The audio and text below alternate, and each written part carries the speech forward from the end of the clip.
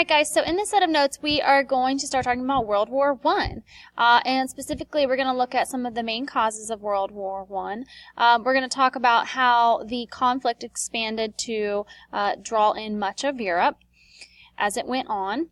And then we're also going to analyze how the United States responded to the war in Europe. Alright, so before we look at the main causes of World War I, we're going to look at an event that really triggered the war. So the immediate cause of the Great War, later to be known as World War I, was the assassination of Archduke Franz Ferdinand in Bosnia on June 28, 1914. However, the main causes of war existed long before 1914, and so I would really refer to this event as a trigger rather than actually a main cause. At the time of his assassination, Francis Ferdinand, heir to the throne of Austrian-Hungary's empire, had been visiting Bosnia, a new Austria-Hungarian province. He was shot by Gavrilo Princip, a 19-year-old Bosnian nationalist who believed that Austria-Hungary had no right to rule Bosnia. So understand that Archduke Franz Ferdinand was the leader of Austria-Hungary, and he had just recently taken control of Bosnia. Him and his wife came to visit the area, came to visit the soldiers that were stationed there. And Gavrilo Princip, he was Bosnian, and Serbian. He was a Serbian nationalist who believed that Bosnia should be part of Serbia. Serbia was right up against Bosnia, and he believed that the two should be together, a part of one another, instead of Austria-Hungary having control of that country. So understand that, again, this event triggered the war. And, Gavrilo Princip wasn't the only one that was angry with Archduke controlling Bosnia. The people living in Bosnia did not want to be controlled by Austria-Hungary, and so they were against his ruling as well. Also understand that this main event triggered the war, and a series of events are going to take place that are going to lead us up to it. Alright, so these are the four main causes of World War I. So imperialism is going to be one of the main ones, and we've spent a whole unit talking about imperialism and how countries were choosing to expand into new territories, and ultimately, what we start to see is countries competing against one another for those same lands. And we see this happen a lot in Africa. So France and Britain were taking parts of Africa, and Germany kind of felt like, they wanted a piece of it as well. And so they also realized that in order for them to expand their country, gain resources, markets, so on, wealth, they were also going to have to not only take over these lands, but compete against other strong countries like France and Britain to gain control of pieces of Africa, for example. So what it says here on the slide, competition for colonial lands in Africa and elsewhere led to conflict among the major European powers. Militarism was another huge factor. By the early 1900s, powerful nations in Europe had adopted policies of militarism, or aggressively building up armed forces and giving the military more authority over government and foreign policy. If you continue to build up your military in planning for war, then potentially we could see a war take place. Nationalism, one type of nationalism, inspired the great powers of Europe to act in their own interests. Another emerged as ethnic minorities within larger nations sought self-government. And so what we saw happen here is when you are thinking of yourself or what's best for yourself, that might not be what's best for another nation, and so it could lead to some conflict. Alliances. This is a very complicated system of alliances. Different groups of European nations had pledged to come to one another's aid in the event of an attack. And so this is kind of where we see that domino effect. The war starts out early between just two countries, but pretty quickly, because those two countries had alliances with other countries, and then those countries had alliances with other countries, pretty soon this becomes a world war that could have just essentially been a war between two countries. Okay, so here we see Archduke Franz Ferdinand and his wife, and this is just kind of revisiting his assassination. And so the question here, which of the four causes of World War I contributed mostly directly to the murder here in Bosnia? So, essentially, it's going to be one of the four. Nationalism, militarism, alliances, imperialism. So, which one do you think it is? It's going to be nationalism.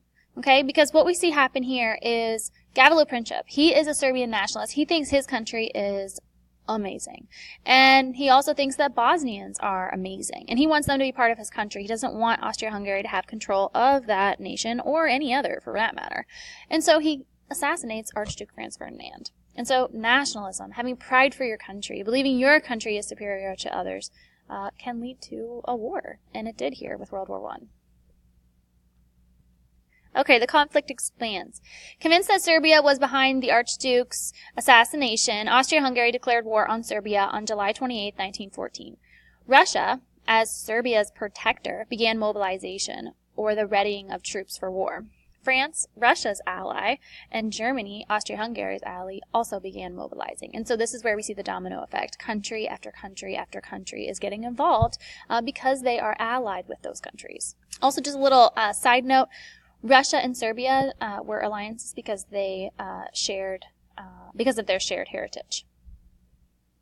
All right, so stalemate. By September 1914, the war had reached a stalemate, or a situation in which neither side is able to gain an advantage. When a French and British force stopped a German advance near Paris, both sides holed up in trenches separated by an empty no-man's land. Small gains in land resulted in huge numbers of human casualties. So basically these men dug trenches that were protected by barbed wire or mines and kind of just waited it out.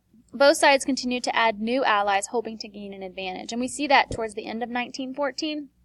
On the Central Power side, we see the Ottoman Empire, which is now Turkey, and Bulgaria decide to be a part of the war. And then on the Ally side, which is our side, which we later join in, we see Italy and Romania.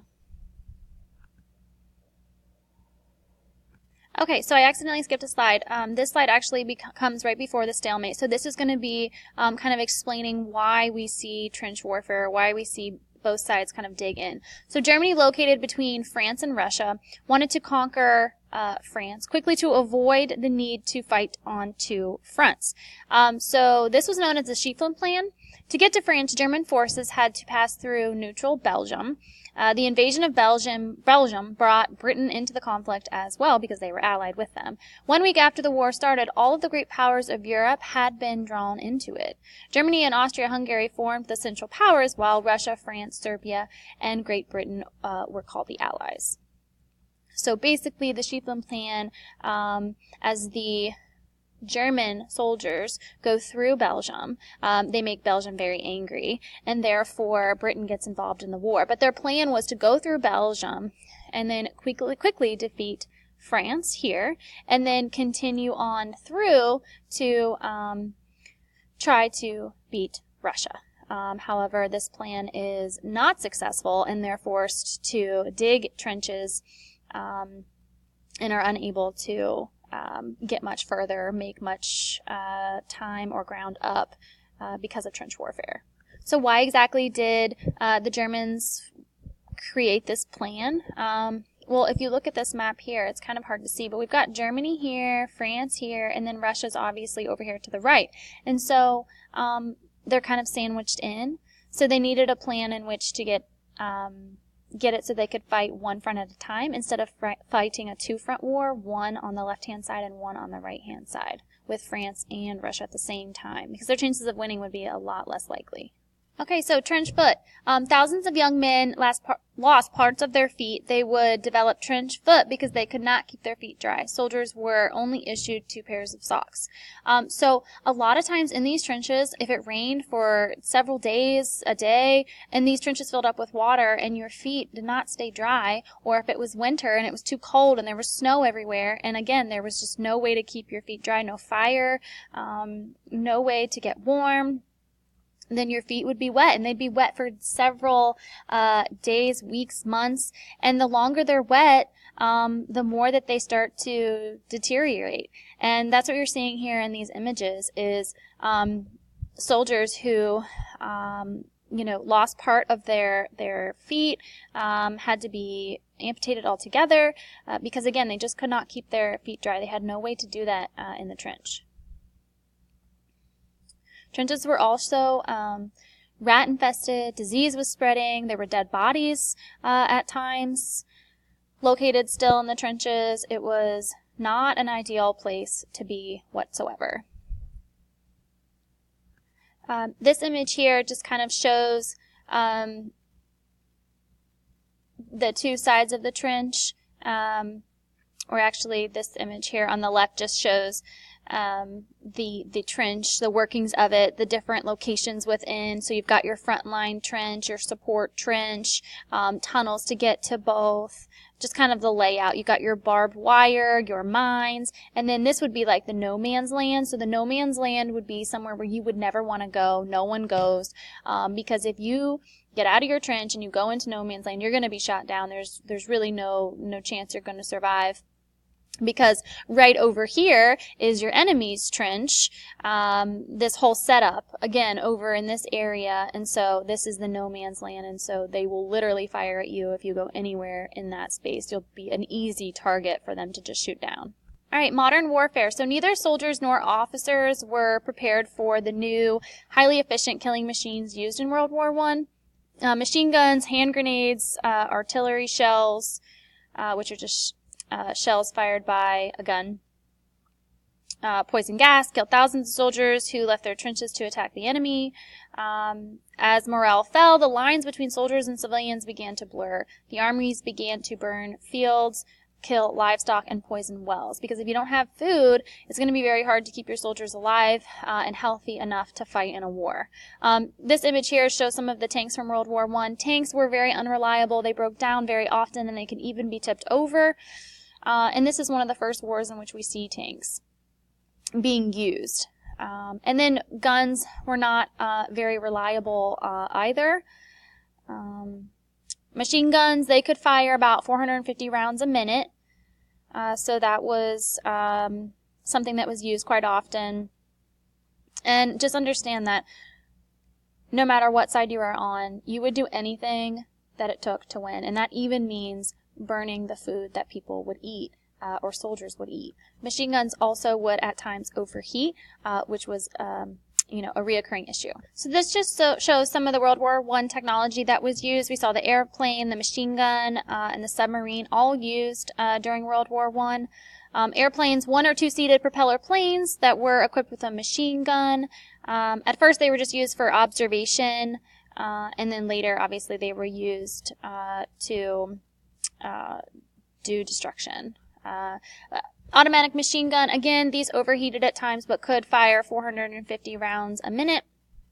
A mounted gun that fired, this was a mounted gun that fired a rapid, continuous stream of bullets, made it possible for a few gunners to mow down waves of soldiers. This helped create a stalemate by making it difficult to advance across no man's land. And then last but not least was a submarine. This was also known as an underwater ship or a U-boat, and it could launch torpedoes or guided underwater bombs used by Germans to destroy Allied shipping, and U-boats attacked helped bring the United States into the war. Primarily because we'd asked the Germans to stop using submarine warfare. They refused to do so, and so we were brought into the war because of that. All right, so the American response.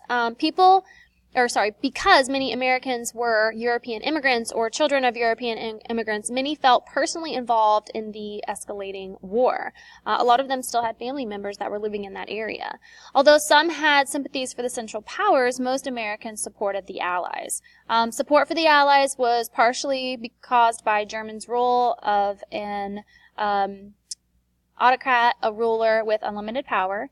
In addition, anti-German propaganda or information intended to sway public opinion turned many Americans against the Central Powers. And at times this was false propaganda, things that were over-exaggerated to kind of convince American people of, supporting a certain side of the war.